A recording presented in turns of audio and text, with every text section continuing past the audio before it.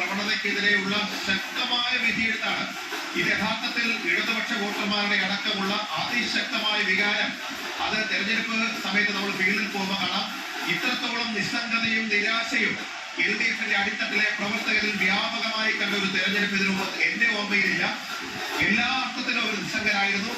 കൈവിട്ട് കളഞ്ഞതുപോലെയാണ്. ആർക്കു വേണ്ടി, എന്തിനു വേണ്ടി എന്ന് ചിന്തിച്ച പല സ്ഥലങ്ങളുമുണ്ട്. അവരൊക്കെ ആത്മാർത്ഥമായ പാർട്ടിക്കാരുമായി ഒരു പ്രാവശ്യം കൂടി എക്സിറ്റ് പോളുകളുടെ നിരർത്ഥകതയാണ്, ഒരു പ്രാവശ്യം കൂടി ഒപ്പീനിയൻ പോളുകളുടെ നിരർത്ഥകതയാണ്, അല്ലെങ്കിൽ അജണ്ടയാണ് വെളിപ്പെടുന്നത്. മിക്കവാറും എന്തുകൊണ്ട് LDF ജയിക്കും എന്ന് വിശകലനം നടത്തി ജാതി മത രാഷ്ട്രീയം പറഞ്ഞ് ഈ നാട്ടിൽ ഒരു ഭരണവിരുദ്ധതയില്ല, തരംഗമില്ല എന്ന് സ്ഥാപിച്ചുകൊണ്ടിരുന്ന ഒരുപാട് പേർക്കുള്ള മറുപടി കൂടിയാണ് UDFന്റെ ഈ നേട്ടം.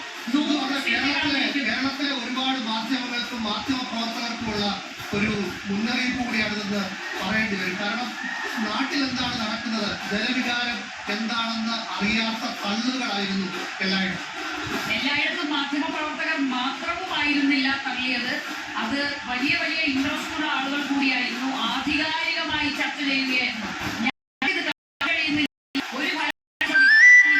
പരിഹസിച്ച ആളുകൾ സ്ഥാപനങ്ങളെയും മാത്രം പറയുന്നത് അർത്ഥമല്ല. എല്ലാ ജനാധിപത്യ സംഘങ്ങളെയും അധികാരം ഉപയോഗിച്ചുകൊണ്ട് പരിധിയിലാക്കാനുള്ള ഒരു ഭരണശൈലി കഴിഞ്ഞ ഒരു പതിറ്റാണ്ടായി, പ്രത്യേകിച്ച് കഴിഞ്ഞ 5